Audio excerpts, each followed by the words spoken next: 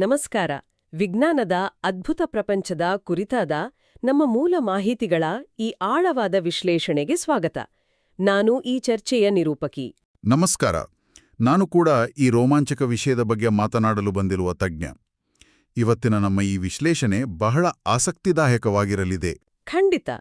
ಇವತ್ತಿನ ನಮ್ಮ ಮುಖ್ಯ ಉದ್ದೇಶ ಏನಂದ್ರೆ, ವಿಜ್ಞಾನ ಅಂದ್ರೆ ಕೇವಲ ಆ ಸಂಕೀರ್ಣವಾದ ಲ್ಯಾಬ್ಗಳಲ್ಲಿ ನಡೆಯುವ ಪ್ರಯೋಗಗಳಾಗಲಿ ಅಥವಾ ಕಷ್ಟಕರವಾದ ಗಣಿತದ ಸೂತ್ರಗಳಾಗಲಿ ಅಲ್ಲ ಅಂತ ಅರ್ಥ ಮಾಡ್ಕೊಳ್ಳುವುದು. ಹೌದು, ನಿಜ. ಬದಲಿಗೆ ಇದೊಂದು ಒಂಥರ ಯಾನ, ನಮ್ಮ ಕುತೂಹಲ, ಅನ್ವೇಷಣೆ ಮತ್ತು ಜಗತ್ತನ್ನು ಅರ್ಥ ಮಾಡಿಕೊಳ್ಳುವ ಒಂದು ಸುಂದರವಾದ ಪ್ರಯತ್ನ. ಕರೆಕ್ಟ್. ಇದನ್ನ ವಿದ್ಯಾರ್ಥಿಗಳಿಗೆ ಮತ್ತು ಕಲಿಯುವ ಆಸಕ್ತಿ ಇರುವ ಪ್ರತಿಯೊಬ್ಬರಿಗೂ ಸರಳವಾಗಿ ಅರ್ಥೈಸುವುದೇ ನಮ್ಮ ಗುರಿ. ನಮ್ಮ ಇವತ್ತಿನ ಮೂಲಗಳ ಪ್ರಕಾರ ವಿಜ್ಞಾನದ ಮೊದಲ ಹೆಜ್ಜೆ ಶುರುವಾಗುವುದೇ ನಮ್ಮ ಕುತೂಹಲದಿಂದ. ಹೌದು, ಆ ಕುತೂಹಲನೇ ಮೂಲ ಬೇರು. ನಾವೆಲ್ಲರೂ ಬಾಲ್ಯದಲ್ಲಿ ಮಳೆಯಲ್ಲಿ ಆಡುವಾಗ ಛತ್ರಿ ಹಿಡಿದು ಓಡ್ತಾ ಆಕಾಶ ನೋಡಿ ಈ ನೀರೆಲ್ಲ ಎಲ್ಲಿಂದ ಬರುತ್ತೆ, ಮೋಡಗಳು ಯಾಕೆ ಕೆಳಗೆ ಬೀಳಲ್ಲ ಅಂತ ಕೇಳ್ತಾ ಇದ್ವಿ, ಗೊತ್ತಾ? ಆ ಮುಗ್ಧ ಪ್ರಶ್ನೆಗಳೇ ವಿಜ್ಞಾನದ ನಿಜವಾದ ಆರಂಭ. ನಾವು ವಿಜ್ಞಾನವನ್ನು ಒಂದು ವಿಷಯವಾಗಿ ನೋಡುವ ಬದಲು ಜಗತ್ತನ್ನು ನೋಡುವ ಒಂದು ದೃಷ್ಟಿಕೋನವಾಗಿ ನೋಡಬೇಕು. ಅದೇ ನಾವು ಇಂದು ಚರ್ಚಿಸುತ್ತಿರುವ ಮಾಹಿತಿಯಲ್ಲೂ ಇದೇ ವಿಚಾರವನ್ನು ಬಹಳ ಅದ್ಭುತವಾಗಿ ಕಟ್ಟಿಕೊಡಲಾಗಿದೆ. ವಿಜ್ಞಾನವನ್ನು ಒಂದು ಬೃಹತ್ ಮತ್ತು ಕೊನೆಯಾಗದ ದೊಡ್ಡ ಒಗಟಿಗೆ, ಅಂದ್ರೆ ಜೈಂಟ್ ಪಜಲ್ಗೆ ಹೋಲಿಸಿದ್ದಾರೆ.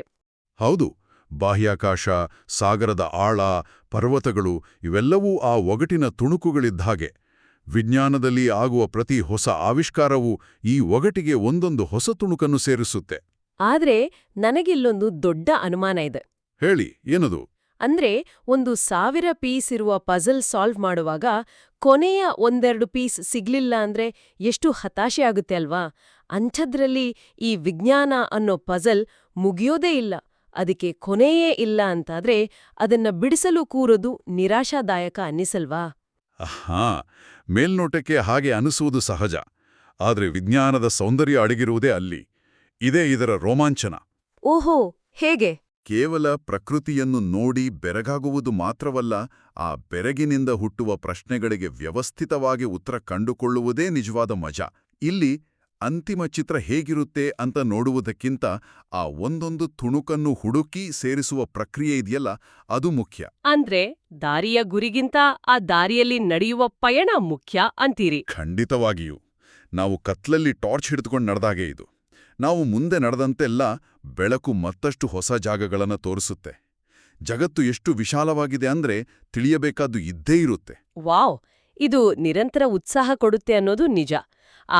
ಬ್ರಹ್ಮಾಂಡದ ಈ ಒಗಟಿನ ಬಗ್ಗೆ ಮಾತಾಡುವಾಗ ನಮ್ಮ ಮೂಲಗಳಲ್ಲಿ ನನಗೆ ವಿಚಿತ್ರ ಅನಿಸಿದ ಒಂದು ಹೋಲಿಕೆ ಇದೆ. ಯಾವುದದು? ನಕ್ಷತ್ರಪುಂಜಗಳು, ಸಾಗರದ ಆಳ ಇವೆಲ್ಲ ವಿಜ್ಞಾನದ ಒಗಟಿನ ತುಣುಕುಗಳು ಅಂತ ಒಪ್ಕೊಳ್ಬಹುದು. ಆದರೆ ಅದೇ ಉಸಿರಿನಲ್ಲಿ ನಮ್ಮ ಮನೆಯ ಅಡಿಗೆ ಕೋಣೆಯ ಗ್ಯಾಸ್ ಸ್ಟವ್ ಮೇಲಿರುವ ಪ್ರೆಷರ್ ಕುಕ್ಕರ್ ಅನ್ನು ಸೇರಿಸಿದ್ದಾರೆ. ಹೌದು, ಸೇರಿಸಿದ್ದಾರೆ. ಬಾಹ್ಯಾಕಾಶದ ವಿಸ್ಮಯಗಳಿಗೂ ನಮ್ಮ ಅಡಿಗೆ ಮನೆಯ ಕುಕ್ಕರ್ಗೂ ಎಲ್ಲಿಯ ಸಂಬಂಧ? ಇವೆರಡನ್ನೂ ಒಂದೇ ತಕ್ಕಡೆಯಲ್ಲಿ ತೂಗುವುದು ಹೇಗೆ ಅಂತ ಆಶ್ಚರ್ಯ ಆಗತ್ತೆ. ನೋಡಿ, ಇದು ಖಂಡಿತ ಅತಿಶಯೋಕ್ತಿ ಅಲ್ಲ. ಬ್ರಹ್ಮಾಂಡದ ಮೂಲೆಯಲ್ಲಿರುವ ನಕ್ಷತ್ರವೊಂದನ್ನು ಆಳುವ ಭೌತಶಾಸ್ತ್ರದ ನಿಯಮಗಳೇ ನಮ್ಮ ಅಡಿಗೆ ಮನೆಯ ಕುಕ್ಕರನ್ನು ಆಳ್ತಿವೆ. ಹೌದಾ? ಅದು ಹೇಗೆ ಸಾಧ್ಯ? ಉದಾಹರಣೆಗೆ, ಸೂರ್ಯನಂಥ ನಕ್ಷತ್ರ ಹೇಗೆ ಅಸ್ತಿತ್ವದಲ್ಲಿದೆ ಅಂತ ಯೋಚಿಸಿ. ಅದರ ಒಳಗೆ ನಡೆಯುವ ನ್ಯೂಕ್ಲಿಯರ್ ಫ್ಯೂಷನ್ನಿಂದ ಅಗಾಧವಾದ ಉಷ್ಣತೆ ಮತ್ತು ಒತ್ತಡ ಪ್ರೆಷರ್ ಹೊರಹೊಮ್ಮುತ್ತೆ. ಸರಿ. ಅದೇ ಸಮಯದಲ್ಲಿ ನಕ್ಷತ್ರದ ಗುರುತ್ವಾಕರ್ಷಣೆ ಆ ಇಡೀ ನಕ್ಷತ್ರವನ್ನು ಒಳಗಡೆ ಎಳೆಯುತ್ತಿರುತ್ತೆ. ಹೊರಗೆ ತಳ್ಳುವ ಒತ್ತಡ ಮತ್ತು ಒಳಗೆ ಎಳೆಯುವ ಗುರುತ್ವಾಕರ್ಷಣೆ ಇವೆರಡರ ನಡುವಿನ ಸಮತೋಲನವೇ ನಕ್ಷತ್ರ. ಓ, ಅಂದ್ರೆ ಎರಡು ವಿರುದ್ಧ ಶಕ್ತಿಗಳ ನಡುವಿನ ಹೋರಾಟ ಇದ್ದ ಹಾಗೆ. ಅದೇ. ಈಗ ನಮ್ಮ ಕುಕ್ಕರ್ ಕಡೆ ಬರೋಣ. ಸ್ಟೌವ್ ಮೇಲಿನ ಬೆಂಕಿಯಿಂದಾಗಿ ಕುಕ್ಕರ್ ಒಳಗಿನ ನೀರು ಕಾವೇರಿ ಹಬೆ ಆಗುತ್ತೆ. ನೀರು ಹಬೆಯಾದಾಗ ಅದು ಹೆಚ್ಚು ಜಾಗ ಆಕ್ರಮಿಸಲು ಪ್ರಯತ್ನಿಸುತ್ತೆ. ಆದ್ರೆ ಕುಕ್ಕರ್ ಮುಚ್ಚಿರೋದ್ರಿಂದ ಹಬೆ ಹೊರಗೆ ಬರಲಾಗದೆ ಒಳಗೆ ಪ್ರೆಷರ್ ಸೃಷ್ಟಿಯಾಗುತ್ತೆ ಅಲ್ವಾ? ನಿಖರವಾಗಿ. ಇದು ನಕ್ಷತ್ರದ ಒಳಗಿನ ಒತ್ತಡದಂತೆಯೇ. ಈ ಒತ್ತಡ ತೀರ ಹೆಚ್ಚಾದಾಗ ಕುಕ್ಕರ್ ಸಿಡಿಬಾರ್ದು ಅಂತ ಮೇಲೆ ಒಂದು ಚಿಕ್ಕ ತೂಕ ವಿಸೆಲಿಟ್ಟಿರ್ತಾರೆ. ಆ ತೂಕ ಗುರುತ್ವಾಕರ್ಷಣೆಯಂತೆ ಕೆಲಸ ಮಾಡುತ್ತೆ. ಓಹೋ, ಅಂದ್ರೆ ಒಳಗಿನ ಒತ್ತಡ ಮೇಲಿನ ತೂಕವನ್ನು ಮೀರಿಸಿದಾಗ ಸಿಟಿ ಮೇಲಕ್ಕೆದ್ದು ಹಬೆ ಹೊರಬರುತ್ತೆ. ಹೌದು. ಉಷ್ಣತೆ, ಅನಿಲದ ವಿಸ್ತರಣೆ ಮತ್ತು ಒತ್ತಡದ ನಿಯಮಗಳು ನಕ್ಷತ್ರದಲ್ಲೂ ಒಂದೇ, ನಮ್ಮ ಕುಕ್ಕರ್ನಲ್ಲೂ ಒಂದೇ ಅನ್ನೋದನ್ನ ನಮ್ಮ ಮೂಲಗಳು ಸ್ಪಷ್ಟಪಡಿಸ್ತವೆ. ಇದು ನಿಜಕ್ಕೂ ಮೈಂಡ್ ಬ್ಲೋಯಿಂಗ್. ಕುಕ್ಕರ್ ಸಿಟಿ ಹೊಡೆಯುವಾಗ ಅಲ್ಲಿ ನಡೆಯುತ್ತಿರುವ ಪ್ರಕ್ರಿಯೆಯೂ ಒಂದು ನಕ್ಷತ್ರದ ಒಳಗೆ ನಡೆಯುವ ಪ್ರಕ್ರಿಯೆಯೂ ಮೂಲಭೂತವಾಗಿ ಒಂದೇ ನಿಯಮಗಳಿಗೆ ಬದ್ಧವಾಗಿವೆ ಅನ್ನೋದು ಅದ್ಭುತ. ಖಂಡಿತ. ಸರಿ, ಬ್ರಹ್ಮಾಂಡಲ ನಿಯಮಗಳು ನಮ್ಮ ಕುಕ್ಕರ್ನಲ್ಲೂ ಇವೆ ಅಂತ ಒಪ್ಕೊಂಡೆವು. ಆದ್ರೆ ಕೇವಲ ಪ್ರಶ್ನೆ ಕೇಳಿದ್ರೆ ಸಾಲ್ದಲ್ವಾ? ನಕ್ಷತ್ರ ನೋಡಿ ಬೆರಗಾಗುವುದ್ರಿಂದಲೋ ಅಥವಾ ಕುಕ್ಕರ್ ನೋಡಿ ಯೋಚಿಸುವುದ್ರಿಂದಲೂ ಉತ್ತರ ಸಿಗಲ್ಲ. ಅದಕ್ಕೇನ್ ಮಾಡ್ಬೇಕು? ಅಲ್ಲಿಗೆ ಬರುತ್ತೆ ದ ಸೈಂಟಿಫಿಕ್ ಮೆಥಡ್ ಅಥವಾ ವೈಜ್ಞಾನಿಕ ವಿಧಾನ. ಇದು ಕೇವಲ ಒಂದು ಪದ ಅಲ್ಲ. ನಾವು ಕೇಳುವ ಪ್ರಶ್ನೆಗಳಿಗೆ ವ್ಯವಸ್ಥಿತವಾಗಿ ಉತ್ತರ ಕಂಡುಕೊಳ್ಳುವ 5 ಹಂತಗಳ ಪ್ರಕ್ರಿಯೆ ಇದು. ಈ ಮಾಹಿತಿಯಲ್ಲಿ ಆ 5 ಹಂತಗಳನ್ನು ಬಹಳ ಸ್ಪಷ್ಟವಾಗಿ ಕೊಟ್ಟಿದ್ದಾರೆ. ಮೊದಲನೆಯದು ಗಮನಿಸಿ ಅಂದ್ರೆ ಅಬ್ಸರ್ವ್. ಹೌದು. ಎರಡನೆಯದು ಪ್ರಶ್ನಿಸಿ, ಕ್ವೆಶ್ಚನ್. ಮೂರನೆಯದು ಊಹಿಸಿ ಅಂದ್ರೆ ಹೈಪಾಥಸೈಸ್. ನಾಲ್ಕನೆಯದು ಪರೀಕ್ಷಿಸಿ, ಟೆಸ್ಟ್. ಮತ್ತು 5ನೆಯದು ವಿಶ್ಲೇಷಿಸಿ, ಅನಲೈಸ್. ಕರೆಕ್ಟ್. ಈ 5 ಹಂತಗಳು ಒಂದಕ್ಕೊಂದು ಬೆಸೆದುಕೊಂಡು ಒಂದು ನಿರಂತರ ಚಕ್ರದಂತೆ ಕೆಲಸ ಮಾಡುತ್ತವೆ. ಇದನ್ನೆಲ್ಲ ನೋಡಿದ್ರೆ ಇದು ನಿಖರವಾಗಿ ನಾವು ಡಿಟೆಕ್ಟಿವ್ ಕಾದಂಬರಿಗಳಲ್ಲಿ ನೋಡುವ ಹಾಗೆ ಸುಳಿವುಗಳನ್ನು ಇಟ್ಕೊಂಡು ಅಪರಾಧಿಯನ್ನು ಹಿಡಿಯುವ ತನಿಖಾ ಪ್ರಕ್ರಿಯೆ ತರಹನೇ ಇದೆಯಲ್ವಾ? ನೀವು ಕೊಟ್ಟ ಈ ಪತ್ತೇದಾರಿ ಉಪಮೆ ಬಹಳ ಚೆನ್ನಾಗಿದೆ. ವಿಜ್ಞಾನಿ ಕೂಡ ಪ್ರಕೃತಿಯ ರಹಸ್ಯಗಳನ್ನು ಭೇದಿಸುವ ಒಬ್ಬ ಡಿಟೆಕ್ಟಿವೇ ಇದ್ದಂತೆ. ಆದರೆ ಇಲ್ಲೊಂದು ಸೂಕ್ಷ್ಮವಾದ ವ್ಯತ್ಯಾಸ ಇದೆ. ಏನದು? ಡಿಟೆಕ್ಟಿವ್ ಕೊಲೆಯಾದ ಜಾಗವನ್ನು ಗಮನಿಸಿ ಯಾಕೆ ಹೀಗಾಯಿತು ಅಂತ ಪ್ರಶ್ನಿಸಿ, ಆಮೇಲೆ ಈ ಕೊಲೆಯನ್ನು ಆ ನಿರ್ದಿಷ್ಟ ವ್ಯಕ್ತಿಯೇ ಮಾಡಿರ್ಬೇಕು ಅಂತ ಒಂದು ಊಹೆ ಮಾಡ್ತಾನಲ್ವಾ? ಅದೇ ಮೂರನೇ ಹಂತ. ಆದ್ರೆ ಕೇವಲ ಊಹೆ ಮಾಡಿದ ತಕ್ಷಣ ಆ ವ್ಯಕ್ತಿಯನ್ನು ಅಪರಾಧಿ ಅಂತ ತೀರ್ಮಾನಿಸಲು ಸಾಧ್ಯವಿಲ್ಲ ತಾನೆ? ಅದೇ ಅಲ್ಲಿಗೆ ಬರುವುದು ವಿಜ್ಞಾನದ ಅತ್ಯಂತ ಕಠಿಣವಾದ 4ನೇ ಹಂತ, ಪರೀಕ್ಷಿಸಿ ಅಥವಾ ಟೆಸ್ಟ್. ಡಿಟೆಕ್ಟಿವ್ ತಾನು ಮಾಡಿದ ಊಹೆಯನ್ನು ಸಾಬೀತುಪಡಿಸುವುದು ಮಾತ್ರವಲ್ಲ, ತನ್ನ ಊಹೆ ತಪ್ಪಾಗಿದೆ ಅಂತ ಸಾಬೀತುಪಡಿಸಲು ಕೂಡ ಪ್ರಯತ್ನಿಸ್ತಾನೆ. ಹೌದಾ? ಅಂದ್ರೆ ತನ್ನದೇ ಊಹೆಯನ್ನು ಸುಳ್ಳು ಮಾಡಲು ಟ್ರೈ ಮಾಡ್ತಾರಾ? ಹೌದು. ವಿಜ್ಞಾನದಲ್ಲಿ ಇದಕ್ಕೆ ಫಾಲ್ಸಿಫೈಯಬಿಲಿಟಿ ಅಂತಾರೆ. ನಿಮ್ಮ ಊಹೆ ಎಷ್ಟೇ ಚೆನ್ನಾಗಿದ್ರೂ ಅದನ್ನ ಕಠಿಣ ಪರೀಕ್ಷೆಗೆ ಒಳಪಡಿಸುವವರೆಗೆ ಅದು ಕೇವಲ ಒಂದು ಕಲ್ಪನೆ ಅಷ್ಟೇ. ಅರ್ಥವಾಯಿತು. ಪರೀಕ್ಷಿಸದ ಊಹೆಗಳು ಹಾಗೆ ಉಳಿದುಬಿಡ್ತವೆ.